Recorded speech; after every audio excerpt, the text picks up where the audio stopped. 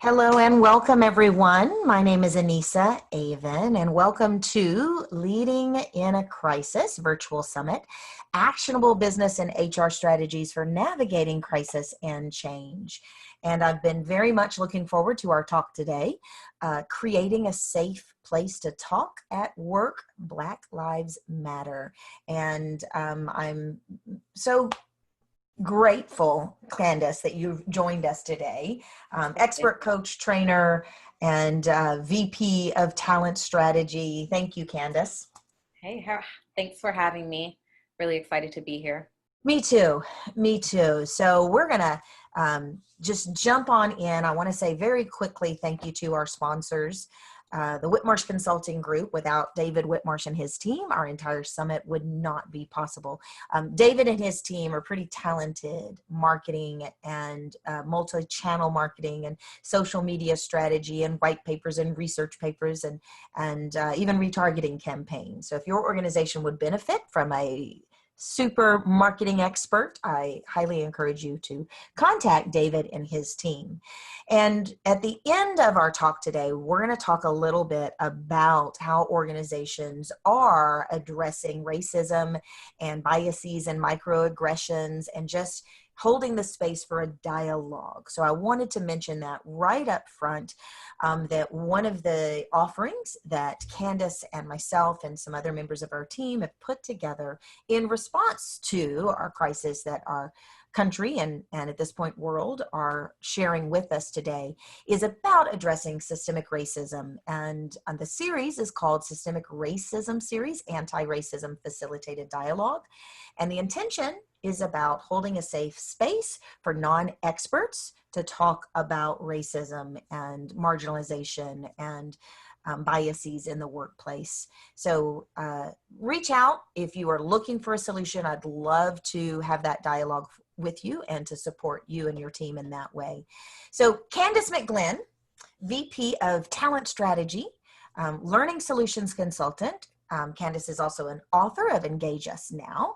And one of the things that I've really enjoyed about getting to know Candice is just her fearless and yet I would call it the word that comes to mind is equanimity. She has a really calm and solid and confident approach to all of the things that she's brought to bear inside our Leading in a Crisis, which in fact is the sign of a leader. To me, a sign of leadership is that space of quiet confidence, quiet calm in the middle of a storm. So Candice, I'm going to stop showing my screen. I'd love for you to share with us who you are and what we're going to learn today and go from there. Absolutely. Thank you for your kind words. That was nice. I'll have to get that snippet of the recording, share that. But yeah, I'm Candice McGlynn again. I started my career actually in grassroots organizing and focusing on environmental issues and social justice issues, and really quickly learned that human resources was a great place to be if I wanted to see change through people, right? People power, helping people grow, develop, and learn. So it's a great time to be here and having these conversations and leading the Crisis Summit, because I do think that HR and learning and development leaders and the folks that will be attending this webinar in a unique space to bring about change in their organizations. So we will talk about what it means to... I'm going to let you show your screen. Let me make sure you've got permission. It looks like you do. Do you see the share screen button? I do, yep. Okay, awesome. And thank you guys for joining us. If you have questions, we would love for you to submit those. I'll be monitoring the chat box, and otherwise I'm going to, Candice and I are just going to have a candid conversation and be open and free with our dialogue as people do in the workplace. So that's the intention. Absolutely. And like you said, there's been a lot that has happened over the last few weeks. And I think even leading back to, the start of the COVID-19 pandemic and just how that has really opened our eyes in a lot of ways to the things that are happening and things that can be improved upon. And so current conversations around race and inequality are definitely necessary in moving forward. And we have this concept of developing a safe space and a safe space to talk. But I do want to debunk the myth of what a safe space means. It's safe space does not necessarily mean comfort, right?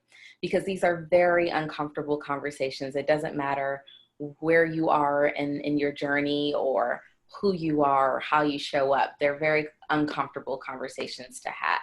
So I want to just say that it's important that we know that where we are is in the land of getting comfortable with being uncomfortable. And I love this quote by Shailene Johnson that just says, that's how you break the plateau and reach the next level. And I think that's where we're going. It's really a focus on experiences and elevating human experiences. As organizations, we focus a lot on the customer experience and how and mapping that customer experience from start to finish with working with us. But that's equally as important with our employees and understanding what their individual experiences are, their group level experiences are in our organization and broader. And so that's what the safe space conversation is about, and having those conversations around race. You know, and you will probably get to this, so tell me to pause on my questions. Absolutely. You're going to get to this, but there is a pretty serious resistance to discomfort. Mm-hmm.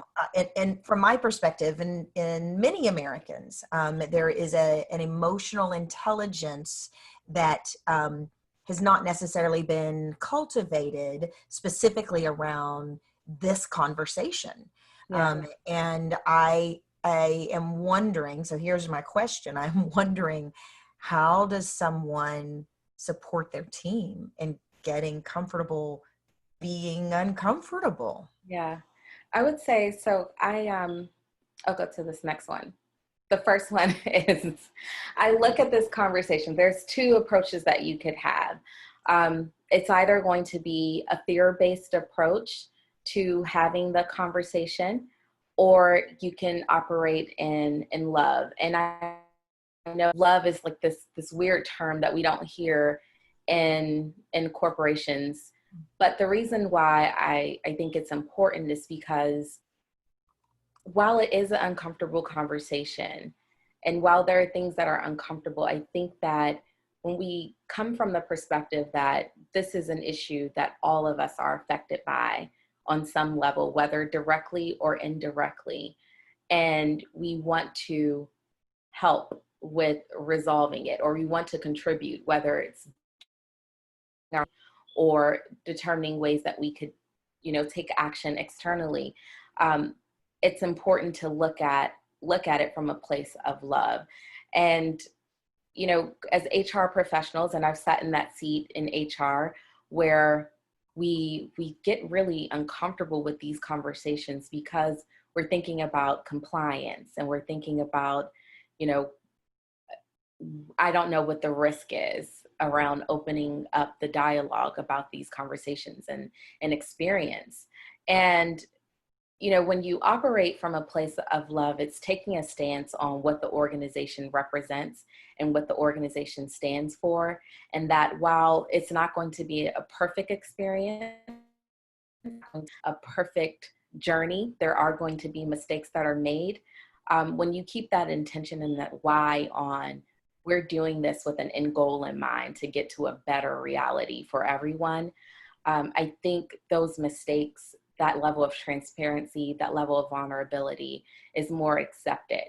But when you do things from a place of, compliance or don't want to stir up the pot a bit, it shows, and that message is more clearer than I think a lot of us know or believe. The compliance approach is going to be an impetus in some organizations. And the challenge with that is the level of love versus fear is what I'm hearing you say. And if that dialogue comes from a place of, we have to check the box, we have to look like we're doing the conversation, then in all likelihood, it's not going to produce the results that are needed. Yeah. And it could even correct me if I'm wrong, but in my mind, this is not a time to do something inauthentically. This is not a time to kick a hornet's nest and then go, oh, I hope that doesn't stir up the pot. Right. That's a poor analogy for a variety of reasons, right? But yeah, just gave me a flashback of the. But yeah, so this is the kind of thing that I mean, though, that the dialogue is uncomfortable. And one of the reasons you and I wanted to have this conversation is because it is not just about bringing experts to bear on this conversation. This is about everyday average employees, average individuals who don't have to be expert, who are going to have to find a way to have the dialogue. Yes. Yeah, the dialogue is the only way. And I think, you know, when we're talking about a safe place and space to talk, it is not that it's not going to be messy. It's going to be messy. But I think having that authentic, transparent, and vulnerable approach to having those conversations, and we'll get into kind of what that looks like, but having that as, and with an end goal in mind, a collective end goal in mind, I think that gives grace, right? And in between the space of the process, because it's a journey. You never actually reach a destination, right? It's a continued journey on getting to where you're trying to go. It's a continuous actionable step, right? We never fully arrive. There's always something to learn. There's always more to learn. So that authenticity is key. We cannot stand behind the compliance piece and just checking the box anymore. We have to rip the Band-Aid off, right? And be okay with that process, but doing it in a way that makes everyone feel comfortable in terms of, you know, we're having this conversation. There's an end goal. There's a destination, sort of thing. I have a question about that. You know, why can't we just stand behind compliance? But I don't want you to answer that now, because I know you've got a lot more to cover. Let's come back to that. Okay, sure. And so just, you know, before we get into how to have the conversation, I think one of the key things is having an awareness of what the conversation is rooted in a lot of ways. So privilege is definitely a word that we're hearing a lot more of, and just understanding privilege, and in a lot of ways, a lot of us have privilege in some areas, right? So it's based on the group that you're in, and everyone, with the way that society is constructed, we have a social tag that, you know, if I walk into a room as a Black woman, there's social tags that come with what it means to be a Black woman in America. And so I'm either having to work away from those, you know, stereotypes, or, you know, just try to do away with them, but they do affect our experiences in life.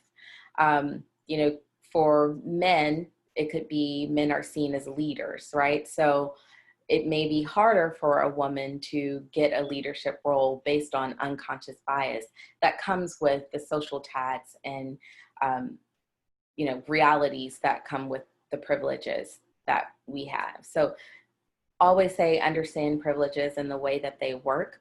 The way that I like to describe them in a very easy way is privileges, either depending on what group we belong to, they either affirm our existence and affirm who we are as when we show up, or so that would be the exclamation mark, or there's a question mark that comes with where we are and how we belong in you know, the organization or in society in general. And for organizations, it's important that when you're mapping out and you're looking at experiences and you're checking for biases in your process, that you're looking for those question marks that could come with, how do we develop our people? How do we succession plan? How do we hire? Are we looking at HBCUs as a place to source talent? Or is there a question mark behind HBCUs because they're seen as inferior to, you know, an Ivy League school? So those are some of the things that, you know, I use to just clearly help us understand how privilege works. Another example would be if you're a left-handed person, right, and you're going through society, there's a lot of things that you have to change, like the scissors that you use, maybe cup holders, depending on the design of the car. There's just a lot of ways that you have to adapt to the standard, right, which would be being right-handed.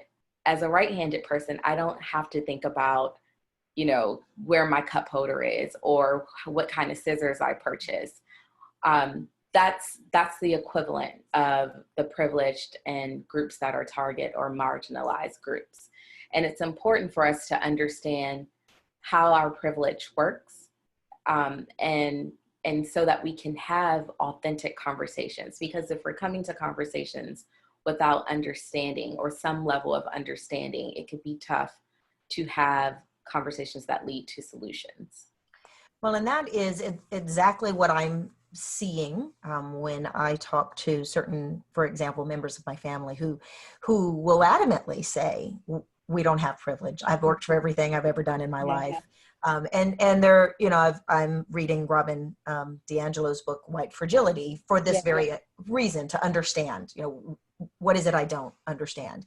Mm-hmm. And so my question is, how do you create a safe place when there's polarization in the very concept around the affirmation versus the question, the privilege versus I'm still working for everything I get. What are you talking about?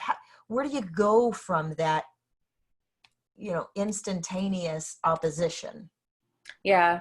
So I think that's definitely where continued learning workshops, helping people work through understanding what privilege is. It's not negating from the fact that someone, worked to get what they have in the moment, but it's saying that, again, there's a way that society is set up where your social tag may say that you're a leader. So it's easier for someone to accept that if they're working with unconscious bias than someone who's looked at as maybe the only thing you can do is, you're a janitor, right? That's the social tag that you had.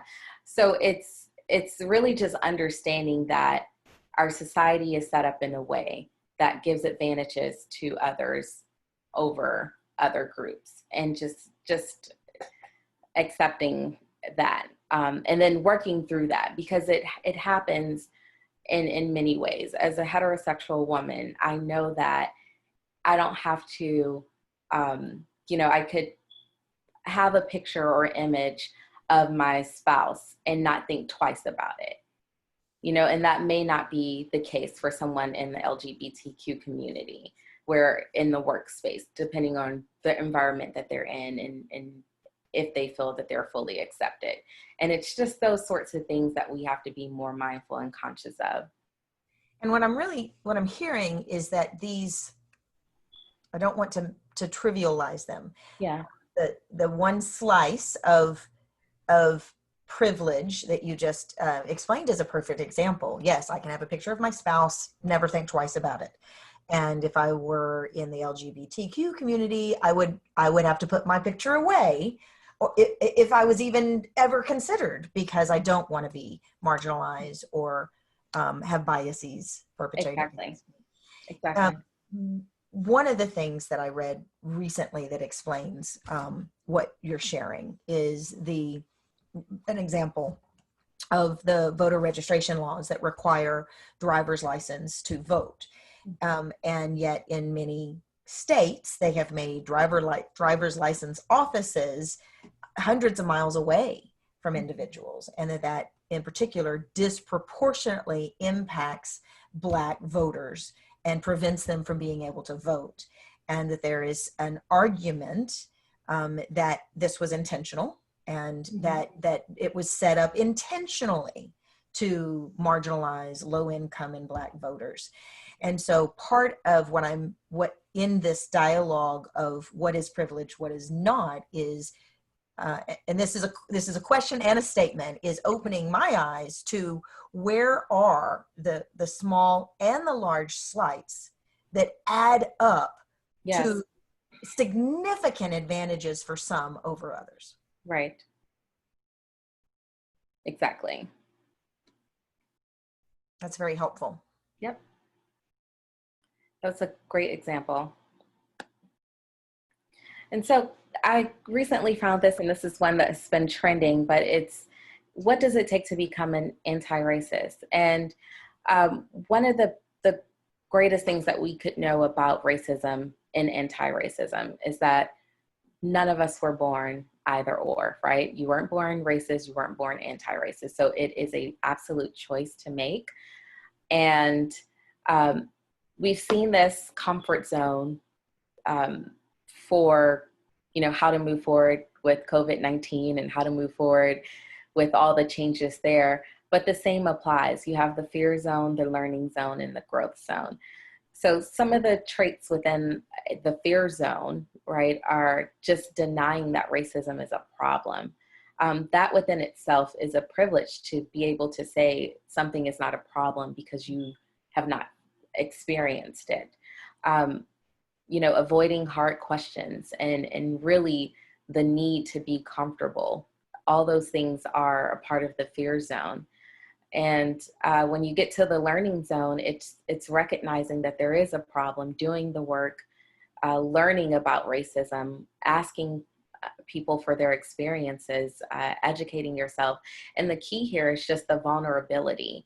So Anissa, when you and I first had the conversation, you shared things with me, and I won't share that here, but unless that's one of the things, is establishing norms and when things are confidential. But you and I had a conversation that was very vulnerable. We both shared our stories, and that is the human aspect of these conversations. At that point, my guard is down. I believe your guard is down, and we could really have an authentic conversation from there to try to work out solutions. We're both really intelligent people, I think, and so being able to just talk, right, and putting the human behind it, because like we said, no one is born racist. We're not, privilege is not something that's earned, right? And just like being marginalized is not earned, but the reality is it's something that is associated with us based on social constructs. So we have to understand that there may be experiences that you had or that I had that really add to this, and how are we affected by, inequality and racism there. This model is really, I hadn't seen it yet, and this is really helpful. One of the things that I had shared with Candice that I'll share with everyone, I was raised in a racist family. My father was a racist, and I love my father, but it's very hard to talk about where I came from that influenced me in my earlier life and who I am now. And it's also very uncomfortable to know that I have lived my entire life, my entire adult life, wanting to be the best version of me, and growth and emotional intelligence in an unbiased way, and still knowing that there's so many things I don't understand, and so many ways in which my biases impact my relationship and my ability to make a difference. And being accepted in that conversation with you, in spite of my history and my past, it just made it easier for me to say, and I can do more, because I felt that love and acceptance from you. Yep. That's great. And, and from my perspective, that conversation was powerful because it was real, right? It was true. There wasn't like this pink elephant in the room that we were trying to get away from. You were sharing your story, your experience, and how it impacted you. And that's so powerful, right? And for me, it's, being able to, looking at that growth zone portion that we're looking at now, it's being able to sit in our discomfort and how that really does break barriers, that, and it really creates an atmosphere where change can happen. So I thank you for that, because it was we had a great conversation. Oh, Sarah, really quickly. So the, the reason that we're here is to really talk about how to have those conversations. And again, that first piece on starting with love, but also understanding that this affects us all, right? So there's a quote from Dr. Martin Luther King that just says, injustice anywhere is a threat to justice everywhere, right? We're caught in an inescapable network of neutrality, tied in a single garment of destiny, and whatever affects one directly affects us all indirectly. So understanding that while, the issue may affect some directly, and you may have to, learn or figure out what's happening and understand experiences, it still affects us all. And taking it on from that piece, I think, helps with managing the burden of it all, because it's work that we all have to do as individuals, and then collectively we come together to solve a lot of these challenges, depending on what inequality we're talking about. Again, do the work to understand. So Anissa, another part of that conversation we had, you were sharing, I'm reading this and this is what I've learned. And that's helpful for having that discussion, because you're not putting all the weight on, me to share, this is my experience, let me teach X, Y, and Z. You're bringing things to the conversation, and, I would want to do the same on if the table were flipped on another side of an inequality or a discussion around this, that, let me do the work to understand, to reflect on my own life. Let me go to childhood. When was the first time I noticed differences? Who me about differences? What did they say? Because believe it or not, that information, that data that we were given, it does still guide us if it goes unchecked. So it's just important to really go back and be honest, and look back and look to date at our history and what we've done and the actions that we've taken. And even in conversations like this, check your temperature, check your pulse. How are you feeling? And really unpack that to learn more, because the more that you know, the more that you're aware, we're able to grow from there. Again, we said, share your story, share your experiences. And that's the vulnerability piece. I always encourage people, when you're having these conversations, speak from your own experience. Speak from your experience. What happened? How did that make you feel? How were you impacted? Because oftentimes we want to try to bring in asking for a friend, saying this for a friend to try to take out the discomfort. But when we share our own stories, that's where the vulnerability happens. That's where the transparency happens. That's where connection happens. And then understanding intent versus impact. So this is a big one, because I think a lot of times we have good intentions, or we could have good intentions, but it may land differently on someone else based on their experiences. And we have to be okay when that person tells us, when you said X, Y, and Z, this is what it made me feel like. Or when you did X, Y, and Z, this is the message it communicated to me. And being okay with unpacking that, sitting in the discomfort. Mistakes are not the end of the world as long as you keep going, right? And, an example that I like to give is, if someone stepped on my toe, they did it and they said, I'm sorry. And I said, okay, that's fine, right? And then maybe they did it a second time. I would say, okay, maybe watch where you're going. And then the third time, it doesn't feel too much like an accident, right? It feels intentional. So their intention may have not been to step on my toe, but my toe still hurts. So let's deal with that reality instead of, the sole focus on what the intention was. But at the same time, at the organizational level, there is the concept we have to assume positive intent, right? So if someone does say something that was off, in order to meet vulnerability with, the energy that's going to bring about change, we do have to assume positive intent for the purpose of working towards better, right? Giving feedback, sharing how, not just kind of sort of going into, you know, well, this is how they're going to be, this is how they are, but share feedback, assume that they want to change if they've expressed that. And that's how we really grow as an organization in having these conversations.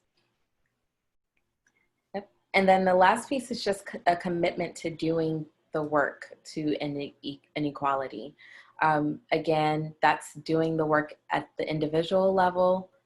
When you see inequality, you point it out, track it, notice what's happening in the organization, being able to step up and step back when necessary so that other voices can be amplified. If you're noticing, you're in a meeting and there's only a certain amount of people talking, being able to speak up and allow other voices to be heard during that time, or step back rather, is an example. That is something that I'm writing a lot as I'm journaling my lessons, is where and how am I silent or am I quiet?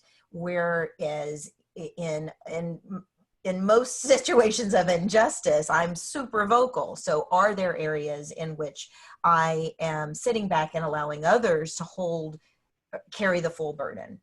Yeah. And this piece right here about doing the necessary work to end inequality. This brings up a really good question.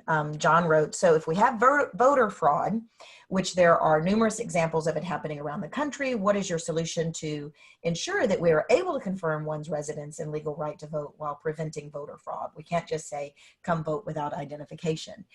And so that, of course, if this were a dialogue in an organization, that's going to come up. When someone uses the example like I use, the opposite is going to come up. How do we have a healthy conversation around the two different perspectives? Yeah, so I think, his question is valid. How do you identify? So I would say maybe it's not a matter of the validating identity, but a matter of, you said that the voter registration, the ability to miles get and miles away. Driver's license. That's a resource issue, right? That's a resource issue. Should there be something in place where people within a certain radius are able to get there and it's accessible? So that's an accessibility issue versus the actual issue about validating identity. Well, if we go to your last statement here, commit to doing the necessary work to end any inequality, and we recognize that there is an inequality issue, like the ability to have proper identification to be able to vote and the accessibility of that, then if we're really committed to equality, then that means more of us who are not impacted by that need to have a vocal voice in, there's a disparity here. Yeah. And let's work to solve that disparity. Yep, precisely. Because it is, and it's not, and I think a lot of times the conversation is more around,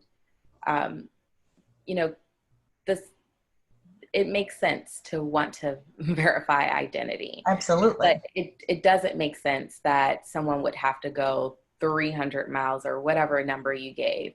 Yep. So that would be the issue to tackle, not necessarily how or the rule around it. Right. That's right. And one of the things that we are, as I'm educating myself, I'm learning is that with privilege, those kinds of situations get resolved differently. Yeah. Than without privilege, there's no one to listen, to change, to advocate, to resolve the inequality. So it remains a problem. Yeah, it's a different process. Social economic status is another way, right? If you're in a middle class, upper middle class area, you may have access to things that others just do not have. And how, someone would go and organize around what they need in their community may look different in those communities. So it's just That's right. understanding that and being sensitive to those experiences. So Paige has a good question. She says, some of my relatives very much have that mindset of, I haven't personally experienced it and therefore it doesn't exist. It's really difficult to pull them into a conversation about racism when they just deny it exists. How would you suggest approaching these sorts of people with conversations like this that may reject outside perspectives? Is there a point where we should just give up on certain people who may just be too set in their ways? Yeah, I mean, I think that's a great conversation. That's a great question. I would say you continue to do the work. If you see it, you continue to do the work. I don't know how to, I think this is a journey that people have to want to be on. And people have to want to get out of their comfort zone. I don't know how to get people not to, you know, see things differently, other than, you know, where you can and where you feel like you can make a difference with the members in your household or your family or in your network. Try to do that, right? And where you can't, I would just say continue to just lead by example where you can. You know, this is, it's not the same, but you know, with all learning, we all attempt to make correlations, and that's how we learn. We learn from the symbols and the correlations in our mind and in our experiences in order to come to our new perspectives. And I remember a time when it was acceptable for a man in the workplace to call a woman honey. And it's now, the word is pejorative, right? It's not acceptable. And there had to be a time when progressive women had to stand up and say, please don't call me honey. I find it demeaning and inappropriate. And those first women who did that were considered, you know, bitches and critical and bulldogs and dykes. And, you know, you don't want me to call you honey? No problem. I got other names for you, right? Yeah. It was a difficult process to move away from that the condescension. Right. The challenge is the intent behind the word honey wasn't all pejorative. Not everyone that called a woman honey meant it as a slam or as a condescension. Right. Mm-hmm. But the impact, which is where we come to this intent versus impact. Can you share with me, and this is something that I've done for years now, you know, in conversations about racism. My best friend that I travel the world with is Black. My daughter, her boyfriend is Black. I have a Black nephew, and my son's best friend lived on our couch his entire, you know, so those are examples of me not being a racist, right? And I'm not the only white person that brings that to bear in a conversation about racism. And yet my understanding is that doesn't mean I inherently understand all the biases. Right. How does that land for you when someone says, I'm not racist, I got a Black friend? Yeah, that's a great one. You know, when I hear that, those are great. That's great. But I don't think that it's actually addressing the concern at hand. So if someone says, because when we go back to what it means to be anti-racist, it means being okay with being uncomfortable, right? And you know, approaching and talking about these topics. And oftentimes when that's done, it's almost a derailer from something that happened that was offensive. So maybe, so maybe someone said something that maybe it was a microaggression and maybe they were approached on it, where in that example that you gave about honey, where the intent is not bad, but if someone says, hey, you just called me honey, and I feel like that was belittling as a woman. And they say, I'm not belittling women. I have a wife who I've been with for 20 plus years, and Right. I have a daughter. And I love women. Yeah, it's like, I get that. That's great. And I believe you, but that's not taking away from the impact that was just, you know, from what I'm saying at this moment. And there are ways to be all of those things, but still carry some biases. right? Yes. And it's just understanding that this is a journey that we all have to continue to uncover, learn, and grow from understanding and learning from the experiences of others. Did that So answer your question? it does. And it's easy talking with you. You and I have done the work. You know, you can tell me anything and I'm going to be like, oh my God, I didn't mean to be such an idiot, right? And I'm going to go back and I'm going to do more work. And so we've done our EQ work and our self work. Right. What do we do when the fight and the anger and the passion, or whatever you want to call it, is so staunch on both sides, and you just clash like cymbals, unable to move away from the impact, even, you know, in this situation, if the intent is good, but the impact is poor. Yeah. How let's just, what I want to say, how do white people handle it when I want to be kind and loving and I am met with anger? Mm-hmm. Even though I didn't do it, I am still part of a system that has done it. What do I do with that to not get tied into that emotionally? Yeah. I would say at that point, you know, it's important to be transparent and authentic about how you're feeling in that moment. If you're met with anger, but understanding that the discomfort that you may feel when it comes to anger, I just, you know, for me, it's a tough one, because for me, I try to understand the story, right? I grew up with everyone has a story, so you need to learn their story. And so for me, it's how can I help you, or how can I help in the situation? What is it that I can do? And for me, I would think that being transparent and being authentic about, listen, this is what I want to achieve, and this is what I've done, and this is what I'm doing. What can I do? You know, or this is what I'm doing. What do you think about this? Yep. And just taking more of an ally approach, a partnership, versus, you know, if met with anger, you know, try to diffuse the situation. I think if, as HR professionals, especially, if we have employees that are, you know, passionate about a subject or a topic, and we truly want to help them, we have systems and we have the EQ in place to sort of diffuse the situation and try to start focusing on the solutions. Mm-hmm. And here's what we're doing. Here's, you know, what do you think about this sort of thing? But making it a dialogue and getting back to dialogue and getting back to, you know, that vulnerability mm-hmm. within a conversation.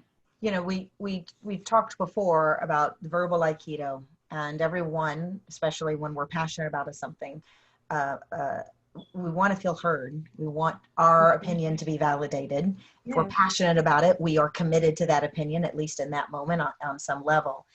And what I hear you saying is the meeting passion or anger with anger does nothing but cause a clash. Yeah. Whereas, but I think you hit it on the nail. It's the acknowledgement, right? So if someone is passionate or angry or whatever the case may be, understanding that there may be something that they feel like is not being heard, and yes. even just saying, I hear you. This yes. is what I've learned. Yes. I mean, that could let the guard down, you know, help a person just really diffuse the situation, and then share, you know, or build towards how can we work together? What can I do? Or what can, you know, here's what I'm doing. Even when it's a polarized opinion, starting with, I hear you, I see you, I may not be able to understand fully the shoes you've walked in, mm-hmm. but I get that this is important to you. Yeah, and it's okay to have differences of opinions. I think where people look at diversity and inclusion is that it totally creates a one-sided sort of approach. But it's okay to say, if I say something, it's okay for you to say, here's what I hear you, this is what you're saying, but here's what I think about it, and here's what this makes me feel. That's a dialogue, that's a conversation. And it's okay for that to be had, right? Those conversations to happen. Well, this piece, would you go back to that model you had earlier? But this Absolutely. piece about reflect, unlearn, relearn, and empathize is a really important process. Most of us don't realize we must unlearn if we are to create a fair, equitable society. Yeah, one free of racism. Yeah, I think for me, what I've learned over the last few weeks is that there's a quote that says, you know, the illiterate of the 21st century, not those who can't read or write, but those who can't learn, unlearn, and relearn. Yes. And for me, there's so much that I don't know. And there's so much with even for me that I've taken the position of comfort and sort of turned a blind eye to things that happen around the world and in our society from a place of comfort. So it's important for me to go into conversations and go into dialogues, understanding that I don't have all the answers, understanding that I don't know what I don't know, and understanding that my experience is something that needs to be shared. And I also need to hear it from the experiences of others. But what's most important out of all of this is, you know, the actions that we take on a daily basis to make the world better, make our organizations better. And that's where this growth zone comes in. These are actions. You know, I yield positions of power to those otherwise marginalized. I surround myself with others who think and look differently than me. I educate my peers how racism harms our profession. I speak out when I see racism in action. I sit with my discomfort. I promote and advocate for policies and leaders that are anti-racist. I identify how I may unknowingly benefit with racism.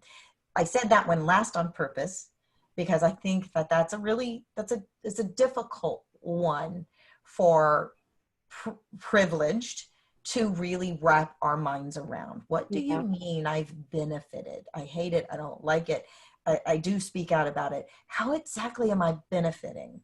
Now, I personally get it, but I think it's a dialogue that's really tough. How do we have that dialogue? Yeah. So why do you think the dialogue is so tough? Well, personally, because I'm also a coach, I know that there's a secondary gain to me benefiting from not wanting racism, right, to go away. If I get a 4-step head start and I get to win the prize because of that, then there are people in society who would rather just let me keep my advantage, and I'm going to fight for that advantage. And in some of I just watched the 13th Amendment on Netflix. And there's a scene that I just shuddered when I was watching it. It was a scene of the Ku Klux Klan and the Grand Poobah guy talking about how if we integrate, it will ruin both races.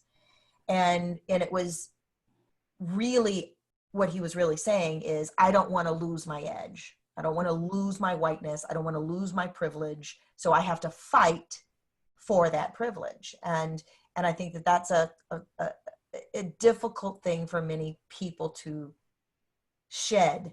Sure, I'll give up my critical advantage. You bet.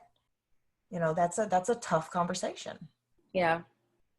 So that was very transparent. And I think when we're talking about it, because it's easier for me to say, I can recognize the privileges I have in certain groups, in certain areas, being able-bodied, right? And being able to, just walk out and not really think about, accommodations and things like that. Like I can see that, and it's okay. It's not hard for me to accept that, but I get that it's a tougher conversation because, again, going back to that fear or love, and the reality is we're all affected, and it's something that's not working for all of us, right?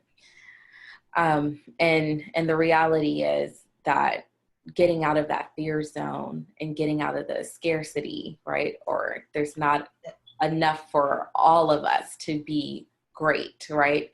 And feeling like there needs to be, or not wanting to acknowledge that there are things in our society and in place, like that voter registration piece that you talked about. Why wouldn't there be one in proximity to another community, right? There are things like that we really have to look at. That's not an exclamation mark, that's a question mark in our society. And we have to acknowledge it. So maybe, just if you want to look at it that way, it's a question mark. I love where you went from getting out of the fear zone into the learning zone, into the growth zone. And it reminds me of just that this hierarchy of values that I aim to live by. Okay. And it's only at times when I recognize I'm living by a lower value of fear of loss, fear of missing out, whatever it is. And then recognizing, no, my higher value is to be a part of the generations that end racism. That's my higher value. Mm-hmm. And if I have to, and I use I because I'm really talking about us as a in black and white terms, kind of, as a group. But I think that it's going to be important for us to have that conversation around, am I willing to give up that privilege in order to see the end of racism? For me personally, the answer is yes. And who can really see the future as to what that really means? Yeah. And part of this dialogue will have to be a dialogue around it's not going, the boomerang isn't going to come around and suddenly we are enslaved, or whatever those fears might be. Mm-hmm. And nobody has that crystal ball. What do we do if we're in an organization, we're having this conversation and it gets heated? How can HR push pause or facilitate healthy dialogue that goes somewhere? Yeah. First, I would equip all conversations with establishing some sort of norms and some ground rules. I highly recommend that if you have these conversations, that you do have someone who's a skilled facilitator around these sorts of dialogues, one. And then the next piece would be, before opening up and having these discussions, you have some sort of norms that are established. So like you shared your story with me, I didn't want to share that until I had permission from you to share that. And that's for a reason, because it is a piece where we have to be able to build our bank accounts of trust, and we have to be able to build trust and not necessarily, oh, Anissa told me this, so let me go tell 5 other people that.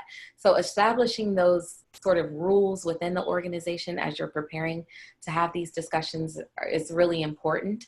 And then another piece is that if it does get heated, that's okay, but know when it's time to take a break and pause.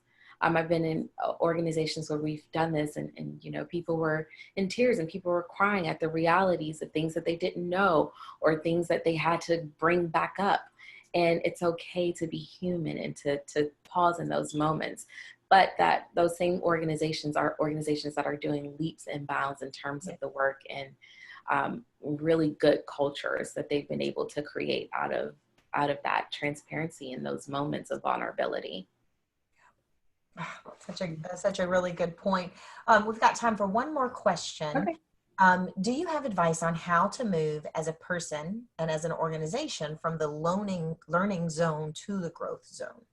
Yeah, that's great. I love that question. And that's very, very important, because I think oftentimes organizations do get stuck in that cycle of, we're just doing a workshop, we're just learning, and we're talking. And we're talking and we're doing more talking. But a great way to do that is to really look at your structures, look at your organization, your practices, how you're hiring people, to how you're developing people, and so forth and so on, and just all the decision points within your company, making sure that you have a lens that's anti-racist and making sure that you eliminate biases out of your organization. And there's a lot of, individuals and consultants or coaches that could help with that, and certainly a lot of literature and resources that are out there. But understanding that you may have some places where there's question marks and people are not getting, the covenant shoulder tap to be developed. So you're missing out on opportunities to develop people into leadership positions, for example. Yeah. Well, and something that you said earlier too, and I'm going to butcher it. So I'm going to try to rephrase it. So something you said earlier about being willing to move through the zones, knowing that there's no, we're not born in the growth zone. Right. All of us have our biases, and it is a process. That was what you said. This is a process. Yes, it's a journey. It's a journey. It's a journey. Mm-hmm. So the formula from here, if someone on call is going to take back a solution to their organization, what are the top 1 or 2 or 3 things that they can start with right away? Yeah, I would say if they have not already, make a stance. Like from the top down, there should be a clear stance on where the organization is as it relates to diversity, inclusion, and equity within the organization. That's first and foremost. The second piece is definitely looking at your structure, looking at how your organization makes decisions, looking at your data to see if there's any areas where there are some biases happening, and address those. And then I would say definitely opening it up if you've not done a workshop, or if you have not had employees share their experiences around diversity and inclusion within your organization. That's information that you need. And you certainly need to be able to equip your employees with the tools and the resources to create and weave in inclusion in your culture. Very good. Very good. So someone asked whether or not we're going to share the slides, and we are. It'll be on the Leading in a Crisis Hay Summit portal. We will also be sharing this talk as well as the other talks on our Soundwise channel, which is our podcasting set, and it's called Leading in a Crisis there. I'm going to show my screen again and show folks how they can reach Candice. Candice, share with us when people reach out to you and hire you as a talent strategist and consultant, what are the kinds of work that you do with organizations? Oh boy, everything related to workforce development. So yeah, I'm that, anything related to talent management. Of course, I do a lot of work with diversity and inclusion and helping organizations better in terms of equity and inclusion with their workforce. And yeah, just anything related to strategy, how you hire, how you source, develop, you name it. Excellent. Mm-hmm. Excellent. My screen keeps going. Okay, there we go. So yes, folks, thank you so much for joining us. If you have found this conversation helpful, do let us know. Let us know. We have a few more Leading in a Crisis relevant to our pandemic, as well as relevant to the Black Lives Matter movement, and what that means for us as organizational consultants, as well as HR folks in organization. So reach out if we may support you. Once again, we are starting the anti-racism facilitated dialogue circles inside organizations to facilitate this very dialogue. We do customize it with an organization's policies and format. So there are some compliance issues, there are some concerns that our HR partners may have. We work closely with you to make sure that we deal with those in a way that is comfortable and still as progressive as your organization will allow those dialogues to become. We can be reached at 281-469-4244. So Candice, as always, it is a pleasure to have you with us, and I really appreciate you sharing just your soul and your expertise. Thank you. It was great to be here. Thank you. Thank you, everyone, for joining us. Take care.